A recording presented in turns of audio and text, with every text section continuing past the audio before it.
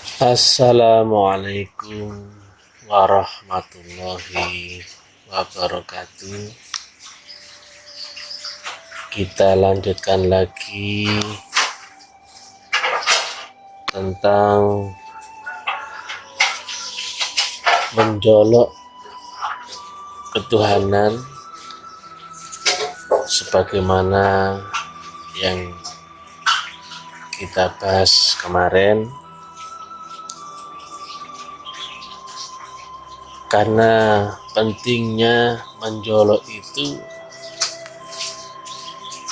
dilakukan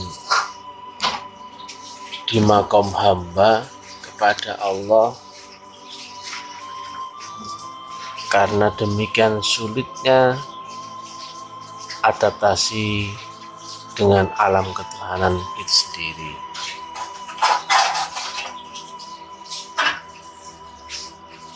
Menjolok ini adalah hukum aksi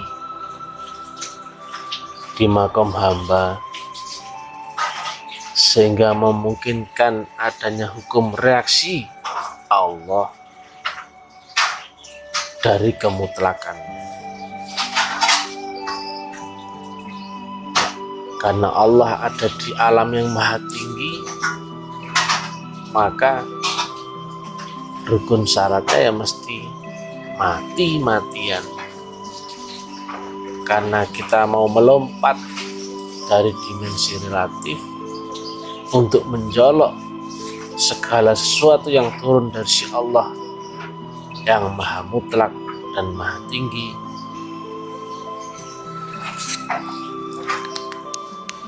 Karena dengan jolokan itu pula lah yang biasanya akan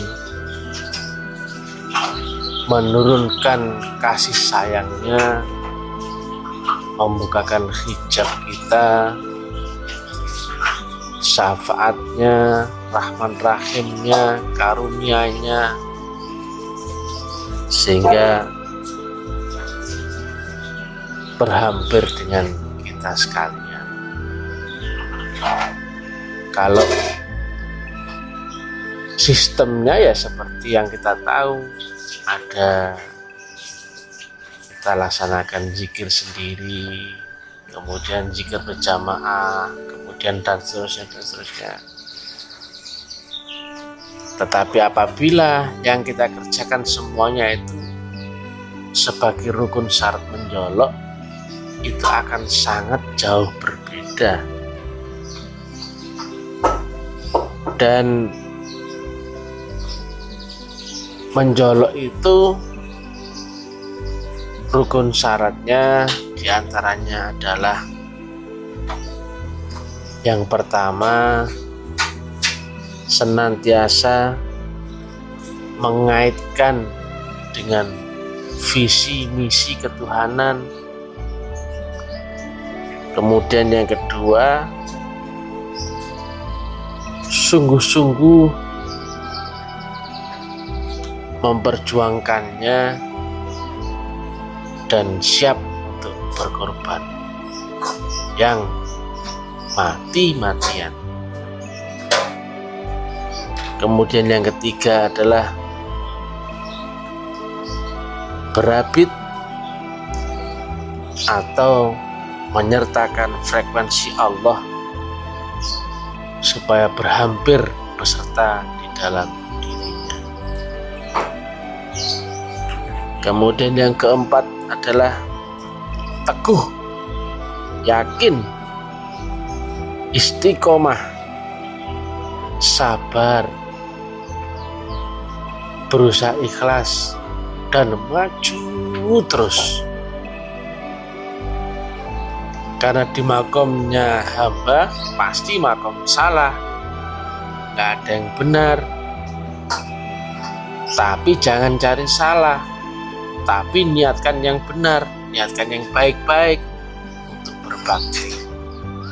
Maka Allah sendirilah yang akan menyempurnakan kita dari kesalahan kita, dari ketidakmampuan kita, dari ketidakbenaran kita.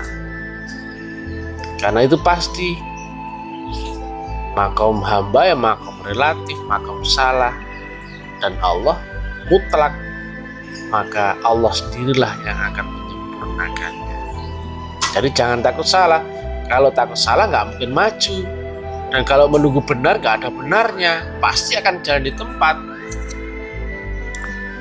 Walaupun kita yang mungkin masih baru atau tidak tahu apa-apa, misalkan rasanya seperti itu, tapi jangan mau kalah, maju saja, niatkan yang baik-baik untuk Allah dan berjuang untuk Allah.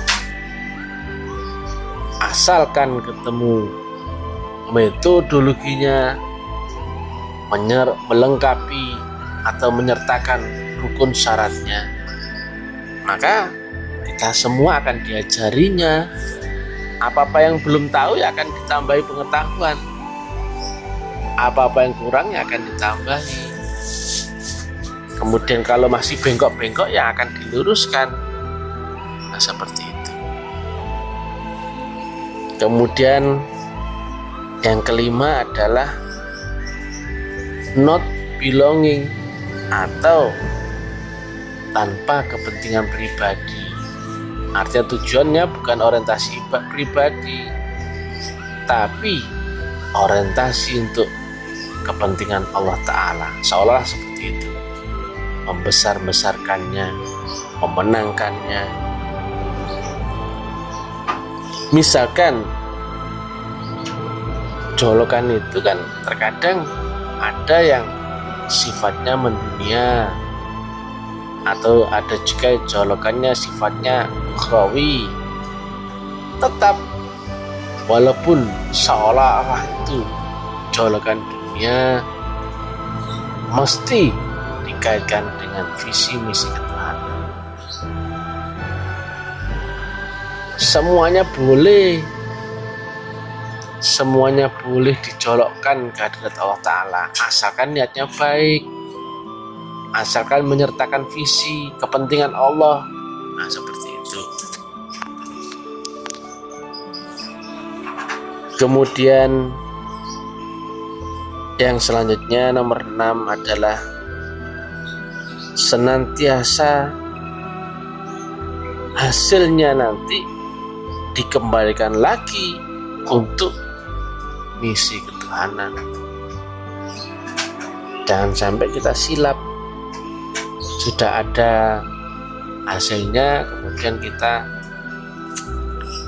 berpaling, oh sudah dapat ini dapat itu, ini untuk aku. Bukan seperti itu. Karena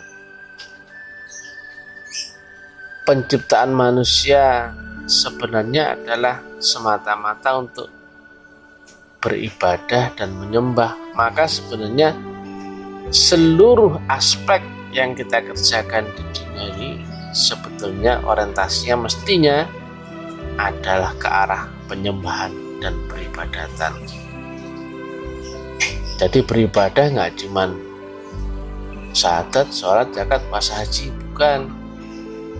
Tapi bekerja ya ibadah, rumah tangga ya ibadah, karir ya ibadah, sosial kemasyarakatan ya ibadah, asal mengaitkan dengan visi misi ketuhanan.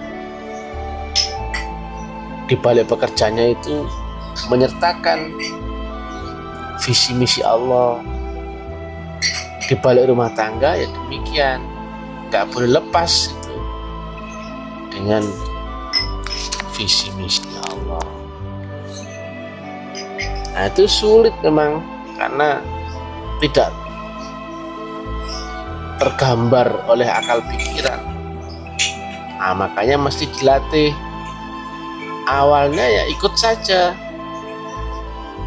berjuang di jalan Allah, dilatih dengan sedekah, dilatih dengan berbakti di bentuk-bentuk yang lain, asalkan muaranya ya untuk Allah, menyertakan potensi dari Allah sendiri. Lama-lama kita akan dipintarkan dipahamkan, bahkan diberikannya lah pengetahuan, petunjuk dan sebagainya. Nah, kalau nggak dicolok, kita nggak akan tahu.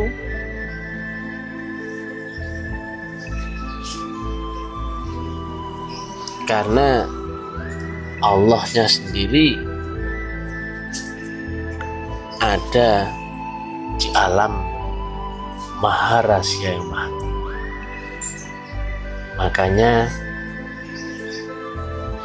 kuncinya untuk adaptasi dengan Allah Ta'ala ya colokan itu sendiri.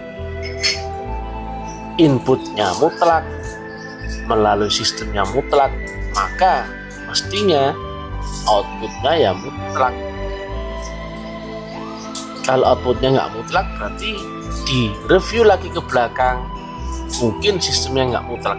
Ternyata nggak mungkin, sistem Allah nggak mungkin nggak mutlak, berarti adaptasinya mungkin yang tidak mutlak. Kalaulah dengan mencolok itu nggak muncul output mutlak, berarti mungkin ada harap kita, ada kepentingan kita pribadi, atau mungkin ada subjektif kita.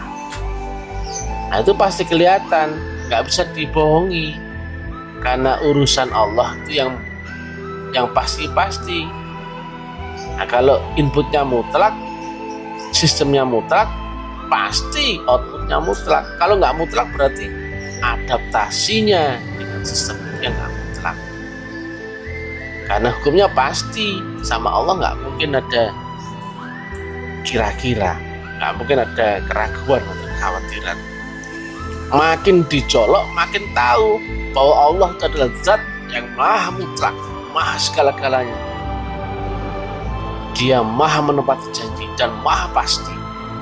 Itu makanya kesempatan kita ketika kita di dunianya bertemu sekolah yang maha mutlak, metodologi mutlak, frekuensi mutlak, mestinya kita mampu diberi kemampuan oleh Allah Ta'ala membenarkan kemutlakan Allah dan Rasulnya.